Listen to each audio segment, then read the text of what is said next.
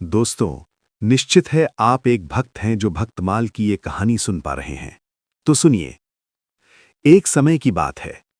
अयोध्या जैसे पवित्र प्रदेश में राजा उत्तानपाद का छोटा पुत्र ध्रुव रहता था। वो कोमल हृदय वाला, शांत और सरल स्वभाव का बालक था। उसकी माता सुनीति उसे अपार स्नेह करती थीं, परंतु सौतेली रानी सुरुचि ध्रुव को देखकर अक्सर तिरस्कार से भर उठती थीं। एक दिन ध्रुव ने देखा कि उसका छोटा भाई राजा की गोद में बैठा हंस खेल रहा है। उसने भी प्रेम से राजा की गोद में बैठना चाहा, लेकिन रानी सुरुचि ने कठोर शब्दों में उसे धकेल दिया। ध्रुव, तुम राजा की गोद में बैठने योग्य नहीं। यदि बैठना चाहते हो तो पहले ईश्वर से प्रार्थना करो कि तुम अगली जन्म में मेरे पुत्र बनो। इन शब्दों ने ध्रुव के बाल हृदय को घायल कर दिया।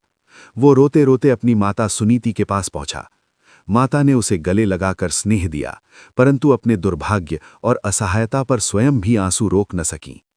मां की आंखों में आंसू देखकर ध्रुव का हृदय दृढ़ हो गया। उसने निश्चय कर लिया कि वो ईश्वर को पाकर ही लौटेगा, ताकि कोई भी उसे अयोग्य न कह सके। इतना छोटा बालक, पर उसका संकल्प पर्वत जैसा अटल था। ध्रुव वन की ओर चल पड़ा। घना अंधेरा, ठंडी हवाएं, भूख प्यास, पर उसके मन में केवल एक नाम था, नारायण। जंगल में ऋषि नारद उसे मिले। ध्रुव की अद्भुत दृढ़ता देखकर नारद जी की आंखें नम हो गईं। उन्होंने उसे मंत्र दिया और ध्यान करना सिखाया। बालक ध्रुव ने कठोर तप किया। उसका तप, उसकी भक्ति, स्वच्छ आंसू सब मिलकर आकाश तक गुंजन करने लगे। अंततः भगवान विष्णु प्रकट हुए। कोमल हाथों से ध्रुव के सिर पर स्पर्श करते हुए बोले, वत्स, तुम्हारी भक्ति अद्वितीय है।